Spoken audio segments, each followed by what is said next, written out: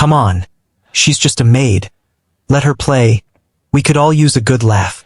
The words cut through the executive boardroom like a blade, followed by scattered chuckles from the dozen corporate leaders gathered around the mahogany table. David Crawford, CEO of Pinnacle Financial Corp., gestured toward the ornate chess set positioned at the center of their monthly board meeting. Standing quietly by the marble pillar, adjusting her cleaning supplies, was Jasmine Brooks. Her navy uniform bore the name tag of Elite Cleaning Services, and her presence had become so routine that most executives barely noticed her anymore. She was invisible, exactly how corporate America preferred its service workers to remain. I mean, she probably knows how the pieces move, right? David continued, his voice dripping with condescension. The laughter grew louder. It might be entertaining to see how long she lasts against someone who actually understands strategy. Jasmine paused in her work, her dark eyes meeting David's for a brief moment. Years of experience had taught her to remain silent during such moments, to blend into the background until the wealthy executives forgot she existed. But something about tonight felt different. Actually, Jasmine said quietly, setting down her cleaning cloth, I'd be happy to play. The room fell silent. David's eyebrows shot up in surprise. He hadn't expected the janitor to actually accept. Well then, David said, recovering his composure and gesturing toward the empty chair across from him. Let's see what you've got. What none of them knew was that Jasmine Brooks had once been known by a different name in chess circles. At 15, she was Jasmine the Storm Brooks, a prodigy from Cleveland who dominated junior tournaments across the Midwest. Chess magazines featured her as the next great American talent. College scouts promised full scholarships. Then her father's construction company went bankrupt. Her mother's diabetes worsened, and the family's dreams collapsed under the weight of economic reality. The chess tournaments stopped. The coaching ended. The scholarships evaporated. For 11 years, she had pushed mops instead of pawns, emptied trash instead of calculating combinations, remained silent while others spoke of strategy in meetings she cleaned up after. But muscle memory doesn't forget. Pattern recognition doesn't fade. Jasmine approached the board with measured steps. I'll take black, she announced, settling into the leather chair. David reset the pieces with theatrical flair, clearly enjoying what he perceived as an opportunity to demonstrate intellectual superiority. Don't worry, he said with false kindness. I'll go easy on you. The first moves unfolded predictably. David opened with the king's pawn, textbook development from his prep school chess club. Jasmine responded with the Sicilian defense, not the simple variation beginners often played, but the complex Najor variation that required deep theoretical knowledge and precise calculation. David's confidence wavered slightly. This wasn't the tentative play he'd expected. But he pressed forward, developing his pieces according to classical principles. By move 10, he was already struggling to maintain the initiative. Jasmine played with a quiet intensity that made several board members lean forward in their chairs. Her moves came quickly but deliberately, each piece finding its optimal square as if guided by an invisible master plan. By move 15, the executives had stopped talking. By move 20, David's position was becoming untenable. His pieces were cramped, his king exposed, his plans thwarted at every turn. Checkmate, Jasmine announced softly, sliding her queen across the board to deliver the final blow. The silence that followed was deafening. David stared at the board in disbelief, his face flushing crimson as the reality sank in. He had been thoroughly, completely, embarrassingly defeated by someone he had dismissed as intellectually inferior. Jasmine stood calmly, smoothed her uniform, and returned to her cleaning cart. "Thank you for the game, Mr. Crawford," she said with quiet dignity. "I should finish the conference room before my shift ends." As the elevator doors closed behind her, Jasmine allowed herself the smallest of expressions. Not quite a triumph, but something deeper. For the first time in 11 years, she had been seen not as invisible help, but as the chess player she had never stopped being. David Crawford didn't sleep that night. He sat in his penthouse office, replaying every move of the game that had shattered his understanding of the world around him. The crystal decanter of bourbon remained untouched as he stared at the small travel chess set on his desk. How had he missed it? How had someone with such obvious talent been cleaning his floors for months without him noticing? The questions gnawed at him not from guilt, but because he prided himself on recognizing valuable assets. Missing talent was a cardinal sin, and he had been blind to extraordinary ability hiding in plain sight. By morning, David had made a decision. Instead of pretending the previous evening never happened, he would pursue this mystery. He arrived at the office early, before the cleaning crews finished their shifts. David found Jasmine in the conference room, methodically cleaning the windows that offered a spectacular view of the city's skyline. "We need to talk," David announced without preamble. Jasmine didn't turn around immediately. She finished cleaning the window section before acknowledging the CEO's presence. If you're enjoying this story, kindly do us a favor and subscribe to our channel. It is free and won't cost anything, but it means the world to us. We are just a small channel trying to grow. And do not forget to comment where you're watching from. Thank you, and back to our video. Good morning, Mr. Crawford. Is there a problem with my work? Where did you learn to play like that? The question hung between them like a challenge. Jasmine set down her cleaning cloth and finally faced the man who had humiliated her just hours earlier. "I've always played chess. That wasn't casual play. That was tournament-level strategy." David stepped closer, his business instincts fully engaged. "I did some research last night. Found some old chess federation records. Jasmine Brooks, junior champion from Cleveland. Rated 2150 at age 15. Then nothing. Like you disappeared from the chess world entirely." For a moment, Jasmine's carefully maintained composure cracked. The mention of her rating brought back memories she had worked hard to bury. "That was a long time ago." "Not that long. You're what, 26? 27? Players don't just lose that kind of skill. They do when they can't afford to keep playing." The words came out sharper than intended. "Some of us don't have trust funds to fall back on when life gets complicated." David absorbed the rebuke without flinching. What happened? Against her better judgment, Jasmine found herself answering. "My father's business failed when the housing market crashed. My mother's medical expenses weren't covered by insurance. We lost everything. I lost my scholarship opportunities, and suddenly chess became a luxury we couldn't afford. So you started cleaning offices. I started surviving." Jasmine picked up her supplies. "If you'll excuse me, I have work to do." But David wasn't finished. "Play me again." "I'm sorry. Tonight, after hours. No audience, no humiliation. Just chess." David's tone had shifted from commanding to something approaching respectful request. "I want to understand how good you really are." Jasmine studied the CEO's face, searching for signs of another cruel joke. Finding none, she nodded slowly. The conference room. 9 o'clock. That evening, David waited with a proper tournament chess set, wooden pieces, regulation board, professional clock. When Jasmine arrived, she had changed out of her uniform into simple jeans and a sweater. They played 3 games. David lost all 3, each defeat more thorough than the last. But something remarkable happened between the moves and captures. They began to talk. Not as CEO and janitor, but as 2 people who understood the beautiful complexity of chess. "You're calculating at least 15 moves ahead," David observed after his 3rd loss. "I can see it in your eyes when you look at the board." "Chess is about pattern recognition," Jasmine explained, resetting the pieces. "You see the same tactical motifs enough times, and they become automatic. Like recognizing a friend's face in a crowd." "Teach me." The request was so unexpected that Jasmine actually laughed. "You want chess lessons from your janitor?"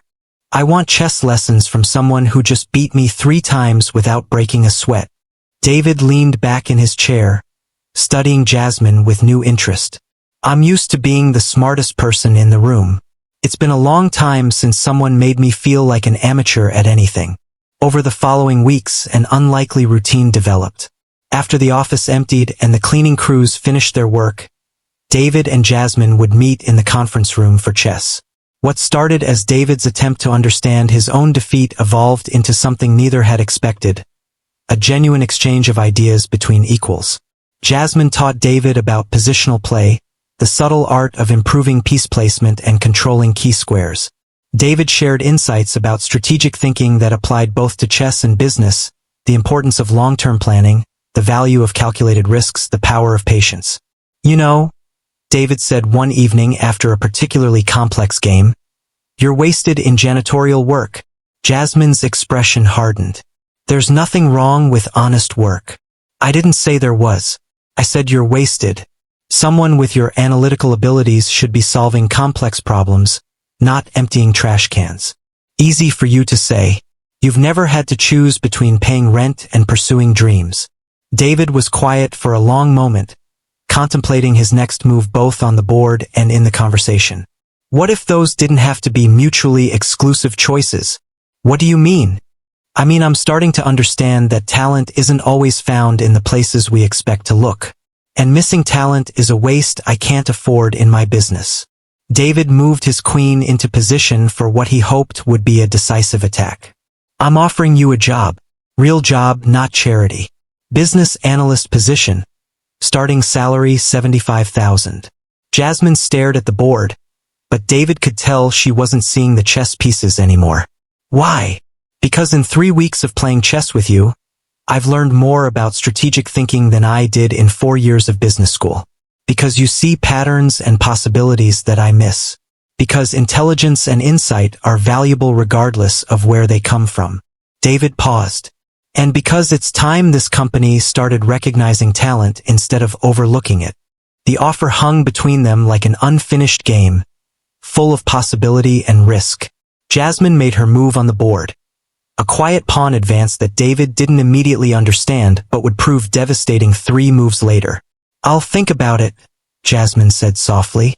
David nodded, recognizing that some decisions couldn't be rushed. But as he studied the board and began to see the trap Jasmine had set, he realized that this conversation was about more than just a job offer. The game ended with another victory for Jasmine, but David was beginning to understand that winning and losing weren't always about who controlled the board. 6 months later, the Pinnacle Financial Corp quarterly board meeting looked remarkably different. Jasmine Brooks sat at the polished conference table wearing a tailored navy suit. A business analyst portfolio opened before her, contributing strategic insights that had already saved the company millions in bad investments. David watched from the head of the table as Jasmine presented her analysis of emerging market trends.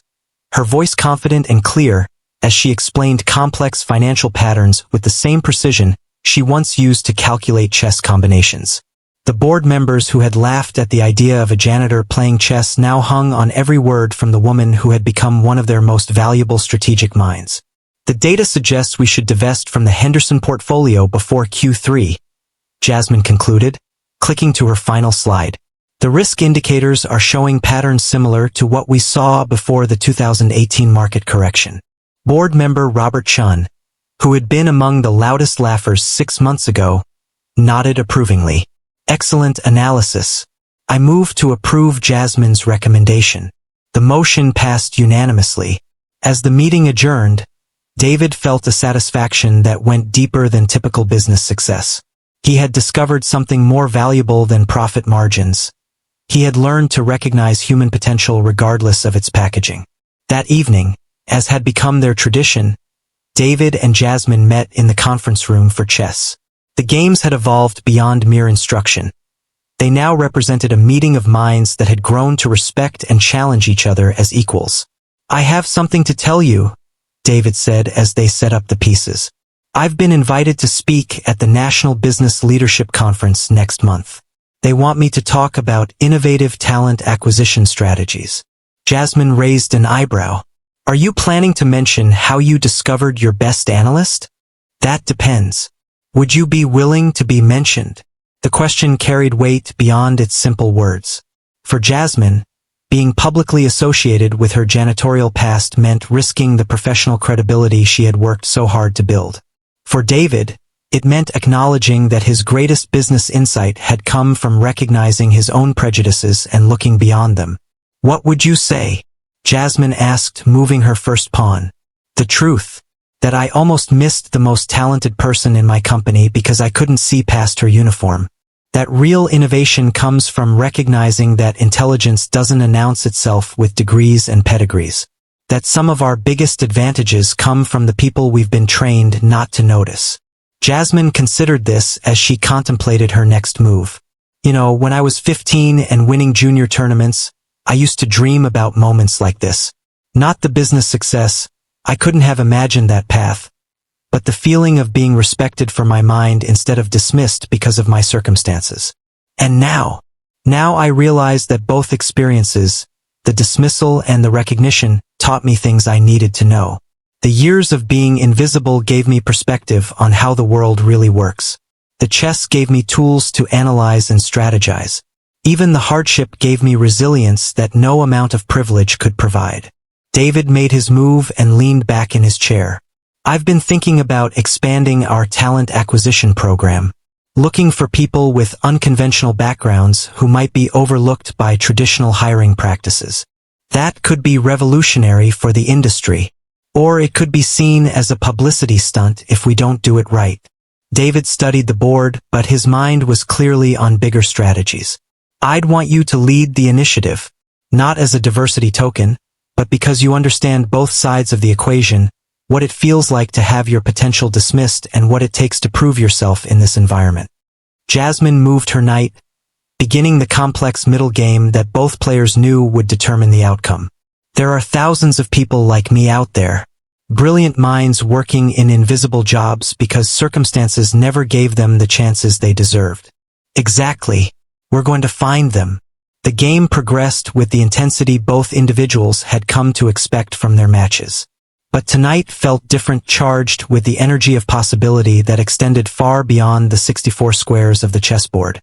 As Jasmine positioned her pieces for what David was beginning to recognize as an inevitable victory, she spoke quietly.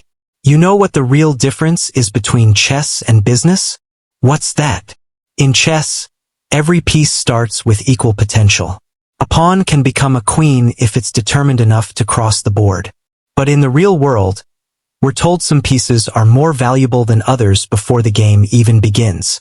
David nodded, seeing both the chess position and the larger metaphor with new clarity. Maybe it's time we changed the rules. 3 weeks later, David stood before an audience of 500 business leaders at the national conference. Jasmine sat in the front row, no longer the invisible woman who had once cleaned the conference rooms where such speeches were given. 6 months ago, David began, I made a mistake that taught me more about leadership than any business school case study. I invited my janitor to play chess as a joke, expecting easy entertainment. Instead, she taught me that the biggest barriers to innovation aren't technical or financial. They're the assumptions we make about who deserves our attention and respect. The audience was silent, engaged in a way that David had rarely seen at such events. That janitor, Jasmine Brooks, is now our head of strategic analysis and has saved our company over $12 million with insights that our traditional hiring process would never have discovered. But more importantly, she's shown us that talent doesn't always come with the credentials we expect. Sometimes it comes with work gloves and a cleaning cart. David looked directly at Jasmine as he continued. Today, I'm announcing the launch of the Hidden Talent Initiative, a program designed to identify and develop brilliant minds regardless of their current circumstances. Because if we're serious about innovation, we need to start looking for excellence in all the places we've been trained to ignore. The standing ovation that followed wasn't just for David's words. It was for the recognition that change was possible when people had the courage to look beyond their assumptions. Later that evening, as they played what would be their final game in the Pinnacle Financial Corp conference room, Jasmine and David reflected on how far they had both traveled from that first humiliating encounter. Checkmate, Jasmine announced, capturing David's king with her promoted pawn, a piece that had started the game as the least valuable on the board. David smiled, extending his hand across the table. Well played, in chess and in life. As they shook hands, both individuals understood that their story was about more than a game of chess or a career transformation. It was about the possibility of seeing people as they truly are rather than as we expect them to be, and the extraordinary things that can happen when talent is recognized regardless of where it's found. The chessboard would be packed away, but the lessons learned across its squares would continue to reshape not just two lives, but an entire approach to recognizing human potential in a world that too often looks past it. In the end, the most powerful move had been the decision to look beyond the surface and see the person who had always been there, waiting to be noticed. If you enjoyed our story, hit the subscribe button for more inspiring stories and don't forget to like and share.